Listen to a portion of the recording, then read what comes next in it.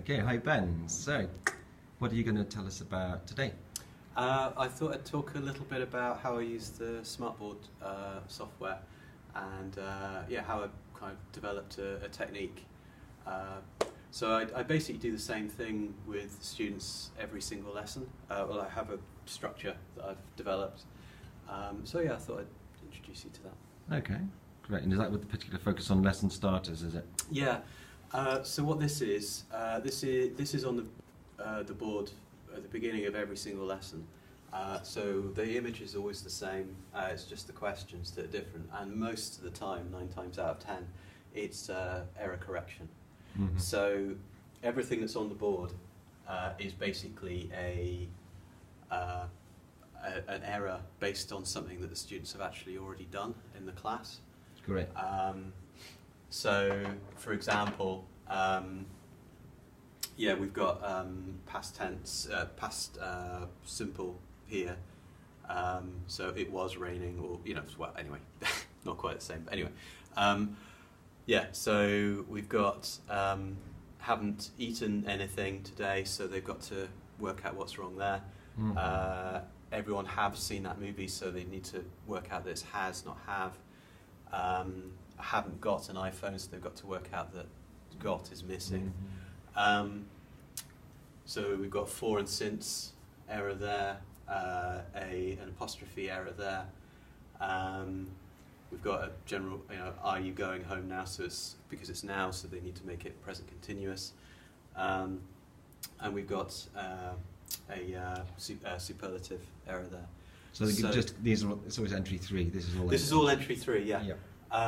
And this is towards the end of, obviously we're towards the end of the year right now, so there's a real mix of stuff. But mm-hmm. Earlier in the year, I would have the whole board past simple errors or present continuous errors. Yeah. And as the year goes on, I'll start mixing them up more, and I'll start making them a little bit more difficult or slightly more obscure, just to see if they can get it. So I'll have a couple of easy ones and a couple of difficult ones. But this maybe takes me 10 minutes to find at the beginning of planning. So I'll have this board as it is prepared. Yeah. So I've got a template yeah. already. Each of these I'll go on a website and I'll just look for inspiration. Sometimes it's an error that I've heard a student say in class. Sometimes I'll go on a website and I'll look for error correction. So do you take notes in class if something they say something, you note it down? Sometimes, yeah, or sometimes I'll just remember it as I'm planning. Yeah. So it varies, and I've got the time there. And the idea is, this goes up on the board at least 15 minutes before the beginning of the lesson, and then sometimes I'll be in the lesson, or sometimes I'll kind of switch it on and lock the computer and then go mm-hmm.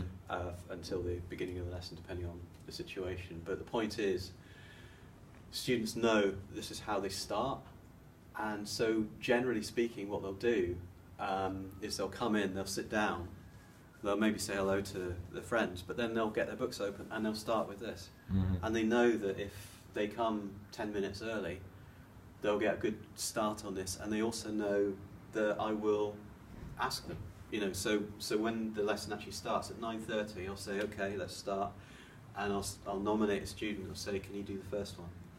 Mm-hmm. And we'll go around and I'll randomly nominate students to answer each question, and they know that they need to be prepared for that. So basically, it encourages them to come early, and it works really well as a warm-up. I find it really effective, basically, as a starter, because it gets them in the mindset, it gets them, ready to learn. Yep. So yeah. And I've got a few slides which are kind of, at the beginning. So I have a reminder about phones off, and what did we talk about last lesson, and can you give me an example? And those, we'll do that every single lesson. And half the time I can't remember what we did last lesson, so it's good for me as well. Yeah. And then homework, so I'll ask them, I'll take in the homework, or often what I'll do is I'll tell people to put their hands up, and if everyone's done it, then we'll go through it in the lesson, and otherwise I'll collect. And then the checklist for the day. So in this lesson example, we do more about the present perfect, and we'd do a song at the end. So this works really well for me because I really like structure. I really like having a structure to hang things off. I mean, for me, I'm not very good at improvising, or rather, I can improvise, but I'm much more comfortable doing it within a structure. Yep. I really don't like the idea of walking in and just thinking, okay, what should we do first? You know, No. that's my worst nightmare, really. I really don't like doing it. So having a clear structure that I kind of do every lesson really helps me. And I think students appreciate it because they know what to expect. And it kind of helps them, you know, familiarity and so on. So, yeah, I mean, most of this is, you know, up till now that follows a structure, but then after that, you know, I'll usually start with a kind of a group conversation task on a given topic, and just carry on from there. But one of the things I'll point out with the smartboards, this is how because basically I do almost all my planning on the smartboard now. Yeah. And then I write a lesson plan to support it. And my lesson plan is fairly brief, 1 or 2 sides, and it's just to have an idea of timing to make sure I haven't overplanned or underplanned. But mostly, almost everything I do now, I kind of do it all on smartboard. And the idea for this is everything that I actually need to do the lesson is actually on the smartboard. I don't actually need to look at my lesson plan at all when I'm actually in the lesson, unless I genuinely am a bit lost. So I've got the basic of what I'm going to say here, and I've got everything else they need here, so I can just give them a kind of brief overview of what they're going to do. And again, you know, this gives me everything I need. So you have the timer on each Yeah. slide. I usually have a timer on I mean, not necessarily every slide, but every time where I ask them to do something, Yep. I'll always put the timer on, because otherwise it can kind of drag in it, and the timer's really good for just keeping the pace up. Yep. This is something And how else. do you, Sorry. for others who might not know, how do you put a timer on your slide? Right, okay. So, first of all, you go to this one, picture, and then you type your search terms in there. I'll just go to the keyboard. So, I'm looking for timer. And down here, you've got interactive and multimedia, and there it is. And then you just click and drag onto there, and there it is. There we are. So Brilliant. it's Thanks. quite simple. Oh, one other thing I'll say, and this is just a little trick that I worked out. When planning, you're not always aware of the physical space of your smartboard Yeah. and how it relates to the actual, you know, like that's the physical space of notebook Yeah. and how that relates to the smartboard. So one of the things I've done is I've deliberately put this graphic so that the bottom of the image is exactly where the bottom of the screen is going to be. And what that means is, if I, right, see if I can grab hold of that. Not sure. Okay, I might have to go to the mouse a sec. Mm-hmm. Right, if I grab the corner, Yep. okay, so what I can do is resize it, and if I resize it like this, I resize it until the bottom of that graphic hits the bottom of the screen, like that. Oh, yeah. And once I've done that, I know that this space is the exact same size and shape as this smartboard.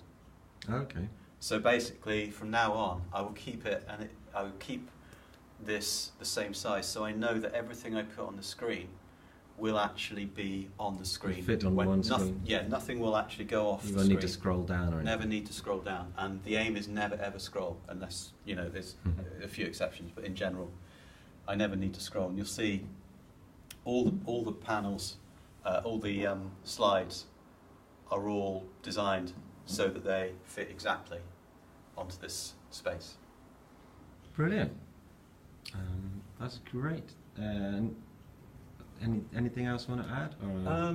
I've got a few, two things that are quite useful. You'll notice here, I'll just go back to full screen again. Actually, I won't. I'll stay where it is. Right. You'll notice there's a graphic here. Can you see that? In the background? Yeah. Yeah, I can see that. And it's really faded out. One of the things I've noticed is that it makes a massive difference to how the slides actually look if you put graphic in the background of a slide. Mm-hmm. It just gives it a much nicer kind of graphical look. And so all I've done there is, so I've got an image here. I don't know if I can do this from scratch, but okay. So this is what it looks like when you first take the image and you put it into the Smart Notebook. Mm-hmm. So the first thing you need to do is go to, where is it? It's around here somewhere. Oh, actually, no, sorry, I need to right-click. So right-click on the image, and you go to Order, down here, okay, and go Center Back. It's already at the back now, so yeah. what I'll do is I'll bring it to the front so you can see. So I've just got an image here, Yep.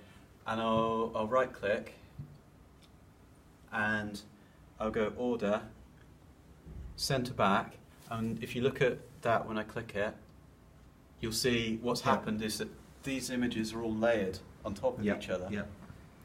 And I've sent this to the bottom, which means everything else is sitting on top. So you can see this and this and this and this on top of it. Yep. And what you then do is go to this, which is opacity. Yep. Click it and drag it down to this one of the lowest levels, not the penultimate level here. So you drag it down, and you'll see it fades out. Yep. And that's it. And that's all I do. The last thing I'll do is I'll lock it so that I can't. So go to right-click, lock, and then lock in place. And now I can't move it. Doesn't matter what I do. I can't move it. And then I can move these bits, but I can't move that. Okay. And that just holds it in place. And what I usually do is create a template slide with that in the back, and then just clone it, and just use that as the background slide for the whole thing. And it just makes them just look a little bit nicer, and just a little bit more interesting. I don't really know how much of an impact that has on the students, but it's a nice thing to have. It's bound to just look a little bit nicer. And that's mostly it. I mean, I've got a few template images which I use. So if I need to ask a question, I might put this image in. Yep. Mm-hmm. I have a kind of standard. Oops, went too far there. What's going on there? Sorry, just a minute. No. So I've got a standard. I've got a standard screen for whenever I want to tell people about a tense. So whenever when I introduce the past simple or present continuous or whatever else, I'll have this image which I just quite like. And I find having a repetition of image whenever I'm talking about a particular subject helpful as well, because it brings people into again, it's the familiarity thing. And I think visual familiarity is something that I think students like. It makes them feel comfortable. Mm-hmm. So yeah, and again, this is pre-prepared. So I've got this on the screen, and if ever I'm not quite sure what comes next, I really just need to click the next screen, and I know what's coming. And I find it really, really helpful to have visual aids rather than just something written down or whatever. That's brilliant. We better wrap it up there in the, Okay, in the yeah. next one. But that's fantastic, really good tips, both technical and the kind of planning point of view. Yeah, it's not difficult to make these things look nice. It doesn't take that much extra time, and my main intention is to create stuff that can be reused. So I do put a lot of work in to these slides, but it saves time in the long run, ultimately. Yeah. So, yeah. Brilliant. Thank you so much for sharing it with us, Ben. No problem.